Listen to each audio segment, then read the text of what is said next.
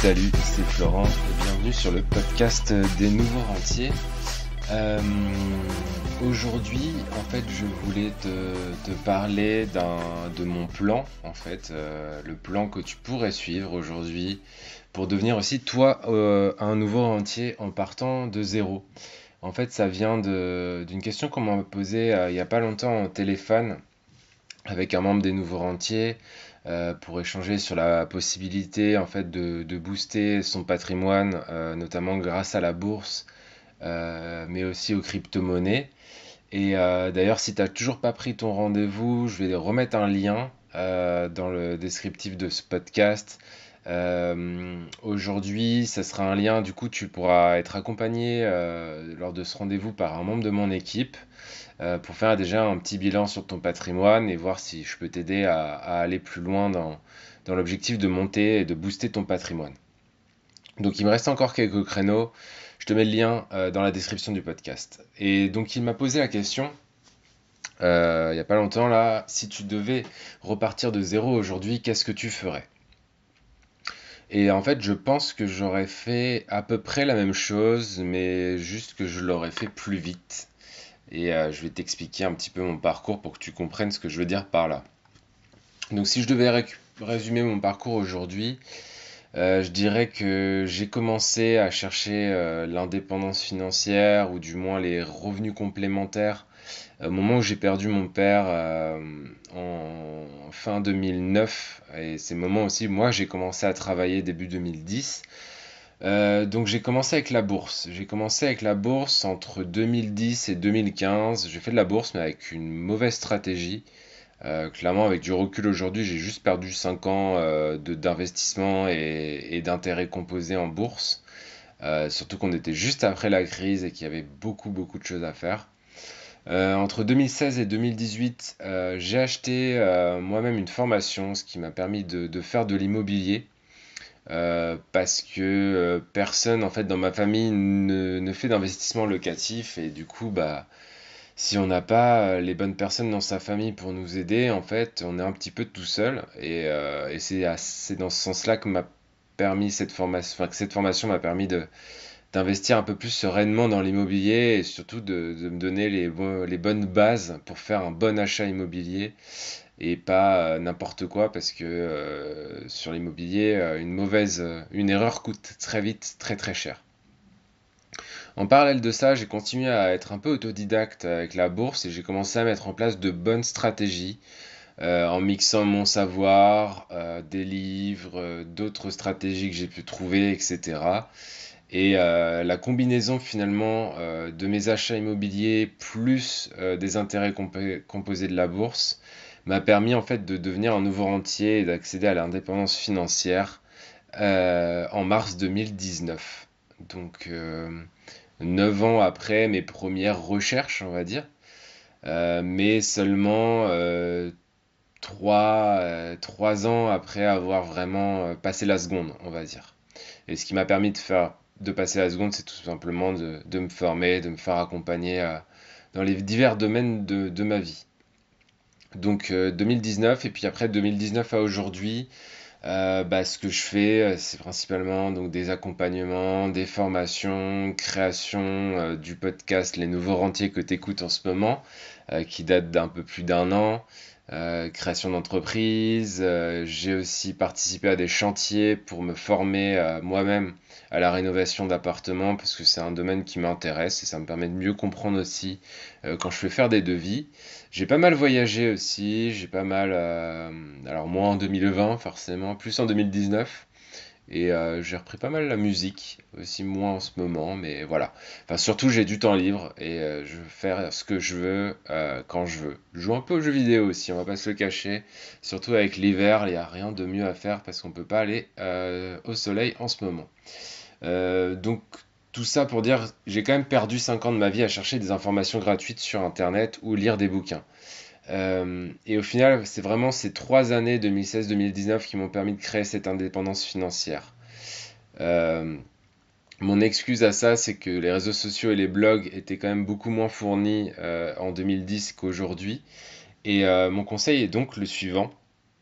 Si je repartais vraiment de zéro aujourd'hui, première étape, trouver un CDI ou au moins un emploi stable et assainir ses finances, hein, pas de préconso, pas de, pas de trous financiers à la fin du mois, de découvert et tout, quoi.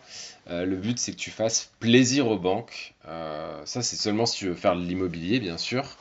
Il n'y a pas que l'immobilier dans la vie, mais ça permet quand même d'utiliser ce qu'on appelle le levier et notre capacité d'emprunt quand on a un CDI ou au moins une situation stable. Il n'y a pas forcément besoin d'un CDI, mais il faut au moins avoir une situation stable. Donc si l'immobilier te plaît, moi ce que je ferais à ta place, c'est achat massif d'immobilier pendant ton CDI, en profitant justement de cet effet de levier pendant 2 ou 3 ans. Et quand je dis massif, ça serait une dizaine de biens immobiliers. Et c'est possible parce que, dis-toi que c'est possible en fait. Parce que là, tu vas me dire, ouh, 10 biens, 10 ventes, machin. Oui, enfin, pas vraiment, parce que si tu achètes un immeuble, par exemple, comme je l'ai fait, bah, tu achètes 6 biens en même temps, en fait. Donc, tu vois que finalement, la dizaine de biens, c'est quand même confortable et faisable. Donc, les stratégies qui fonctionnent dans l'immobilier aussi, aujourd'hui, il n'y en a pas 36. Va pas chercher des stratégies obscures sur Internet, hein. Tu peux faire de l'achat-revente, donc acheter un truc délabré, le faire retaper, le revendre à prix du neuf, quoi. Faire de la colocation, ça marche toujours. Faut trouver un bien rentable, bien sûr, mais la colocation fonctionne toujours, même en province, pas que à Paris, même en banlieue de province, c'est-à-dire en banlieue de petites villes, ça fonctionne. Ensuite, tu peux taper dans l'immeuble, comme je te disais. Tu peux aussi faire de la location courte durée. Tu peux mixer toutes ces stratégies. Enfin, il y a plein de choses à faire dans l'immobilier. Le seul frein, c'est ce que tu vas trouver et puis ce que tu vas pouvoir emprunter à la banque. Mais pars pas forcément défaitiste. Si aujourd'hui tu n'as aucune idée si tu peux emprunter ou pas, ça me fait penser à un collègue là, un ancien collègue quand j'étais dans mon ancienne boîte, qui ne pensait pas pouvoir emprunter parce il avait déjà emprunté pour sa résidence principale. Il allait voir à la banque et en fait, la banquière lui a dit, mais si vous trouvez quelque chose de rentable, moi je vous finance. Donc des fois, ce que je veux dire, c'est qu'on se met des freins de manière totalement seule. On ne sait pas pourquoi. Tu vas te mettre un frein et puis en fait, ça va t'empêcher de passer à l'action. Donc si tu as vas-y dans l'ordre. Première étape, trouver des biens. Deuxième étape, si t'es pas rassuré, bah, tu vas voir une banque et tu te renseignes sur les conditions qu'il faudrait que tu atteignes pour pouvoir faire un emprunt, les conditions de cet emprunt, etc. Mais voilà, te mets pas juste une barrière tout seul parce que tu es en train de te renseigner ou parce que tu personne qui a fait ça autour de toi. Ça sert à rien de se mettre des freins tout seul, il y en a suffisamment qui vont arriver si tu cherches à faire de l'immobilier. Donc te freine pas toi-même, c'est ça que je veux dire. Si l'immobilier te plaît pas, il y a toujours l'entrepreneuriat. L'entrepreneuriat, ça peut être intéressant aussi. C'est un peu comme un actif que tu vas développer, un peu comme l'immobilier. Euh, pour cela, je pense que ça se fait pas en 2 secondes. Je pense qu'il faut focus, faut se concentrer sur ce domaine. En plus de son travail, je pense pendant 2 ou 3 ans. Créer de la valeur pour ton audience dans un domaine qui te tient à cœur pour que tu puisses tenir quand même la longueur. Si tu as un petit budget pub en plus, bah c'est pas plus mal pour te faire ton premier fan club, on va dire. Et puis, euh, et puis un domaine, oui, sur lequel tu travaillerais même si tu n'étais pas payé pour le faire. Je sais que tout le monde n'est pas forcément d'accord avec ça, mais franchement, sur la longueur, ce qui va te faire tenir, c'est aussi le fait que tu sois passionné par ton sujet et que tu puisses faire du contenu, diffuser des choses sur ce sujet. Si le sujet t'intéresse pas plus que ça et que tu y penses juste pour faire de l'argent, je pense que tu auras du mal à devenir 2 à 3 ans puisque l'argent vient pas comme ça en claquant des doigts. Euh, Naturellement, en fait, au bout d'un moment, tes prospects te demanderont des services dans un domaine puisque tu deviendras un expert finalement à leurs yeux dans ce domaine. Comme moi, je suis expert actuellement sur l'investissement long terme. et booster mon patrimoine de manière globale. Ce qui m'amène au troisième point, transition parfaite, merci. Booster ton patrimoine en parallèle de ces deux activités et car cela ne prend pas de temps contrairement aux deux autres activités qui étaient l'immobilier et l'entrepreneuriat. Booster son patrimoine, ça ne prend pas de temps. Je ne parle pas de trading, je parle de choses assez simples, c'est-à-dire te payer d'abord. Donc ça, c'est un des principes de l'homme le plus riche de Babylone, si tu l'as pas lu. Mais c'est un principe qui peut faire complètement la différence sur 2-3 ans. Donc ça serait mettre en place une épargne mensuelle pour booster ton patrimoine année après année. Donc par exemple, si on prend les 5 premières années de mon parcours, mes stratégies en bourse étaient mauvaises. Ce que j'entends par mauvaise, c'est 3%, 2-3% par an. À l'époque, j'avais mis 2 000 € en bourse sur un compte. Et je faisais un peu n'importe quoi. Et ce qui m'a sauvé, clairement, c'est que les marchés étaient haussiers suite à la crise de 2008-2009. Et que du coup, on pouvait faire n'importe quoi et ça montait quand même. Et à l'époque, j'épargnais entre 100 et 300 € par mois en fonction de mes revenus, de mes primes, etc. Et donc, si on fait une simulation, 2 000 € plus 200 € par mois, si on prend un peu au milieu, placé à 3% de rendement annuel pendant 5 ans, ça fait 14 000 € de côté de ma poche et 1 230 € d'intérêt. Soit une création de capital, de patrimoine de 15 230 €, 34 € de capital. Donc c'est pas dégueu, mais c'est pas non plus la folie, quoi.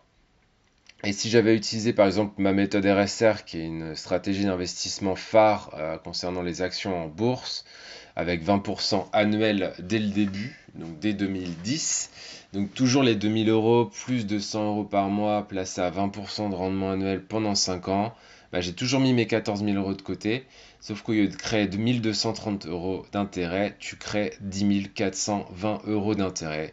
Et donc tu te retrouves avec un patrimoine de 10 000 € de plus environ, soit 24 419 € si on va dans le détail. Donc je te laisse imaginer ce que ça peut faire si tu augmentes la durée de placement, si tu rajoutes le cash qui viendra de l'immobilier ou de l'entrepreneuriat. Ça peut faire une vraie boule de neige dont parle Warren Buffett dans ses bouquins. C'est là qu'on profite de la puissance des intérêts composés, etc. Et plus tôt que tu commences, plus tôt tu seras sûr de ta retraite, qu'elle soit assurée. Si tu as de l'argent de côté, ne le laisse pas dormir sur ton livret A. Si tu as des crédits, des prêts conso, tout ça, rembourse-les, repars de zéro. Je l'ai fait il n'y a pas longtemps avec quelqu'un que j'accompagne. En fait, on s'est rendu compte qu'il avait un crédit conso sur une voiture qui allait finalement sur le long terme lui coûter plus cher que le fait de le rembourser dès maintenant. Et ça assainit aussi sa situation vis-à-vis des banques. Voilà, c'est une idée, c'est un des bénéfices parmi d'autres de cet accompagnement, c'est qu'on prend du recul sur ta situation et on met en place des actions qui vont booster ton patrimoine, mais sur les 5, 10, 20, 30 prochaines années. Et ça fera toute la différence aussi. Et si tu attends la retraite de l'État, bonne chance. Parce que moi, j'y crois pas trop. Et de toute façon, je cotise plus à la retraite. Donc voilà ce que je ferais si je repartais de zéro.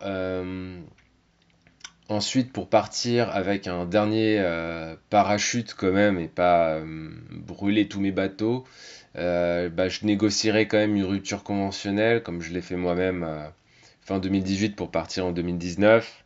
Ça s'est fait sur 6 mois, mais au lieu de 3 mois en démission. Mais ça m'a permis aussi d'arriver sereinement dans ce monde de l'entrepreneuriat, de créer ce podcast, de faire plein de choses de manière sereine. Et si la rupture conventionnelle est impossible, tu peux migrer ton CDI sur un autre CDD et puis bosser 6 mois, 1 an sur ce CDD et puis partir avec le chômage. Voilà mon plan d'action. Dis-moi ce que t'en penses, laisse-moi un petit avis, mets-moi une petite étoile pour me dire ce que t'en penses. Pose-moi les questions, prends un rendez-vous si ça t'intéresse de booster ton patrimoine avec moi. Mais voilà, l'idée c'est de désacraliser un petit peu ce côté nouveau rentier, te montrer que c'est possible. Si je l'ai fait, franchement, je suis pas plus intelligent que toi. J'ai juste mis des actions en place, je me suis formé, je me suis fait accompagner. J'ai mis tout ça en place et le résultat, c'est que en 2021, bah, ça fait bientôt 2 ans que j'ai pas bossé et je suis pas à la rue, tout va bien. Mes investissements se portent bien, la bourse se porte bien. Enfin voilà, et moi je kiffe, je bosse plus. Voilà. Donc voilà. Peut-être ça te soulève aussi plein de questions. Voilà ce que j'avais à te dire aujourd'hui. Qu'est-ce que tu penses de ce plan? Moi, je pense que c'est un plan sérieux. Alors après, bien sûr, il faut rentrer dans le détail, mais ce que je voulais te faire comprendre aujourd'hui, c'est que des fois, on se met une montagne devant les yeux, et qu'en fait, quand tu te rends compte des actions à faire, et que tu détailles, c'est un truc de base de dev perso que je vais te raconter, hein, mais en fait, au lieu de voir la grosse montagne, essaie de mettre en place des petits pas monter, qui vont te permettre de monter tranquillement au sommet de cette montagne et pas te dire, oh là là, la montagne, elle est trop grosse, je vais jamais arriver en haut. Mais voir, voilà, regarder devant toi, faire les petits pas, mettre en place les actions et puis avancer vers tes objectifs personnels et professionnels. Voilà ce que j'avais à te dire aujourd'hui.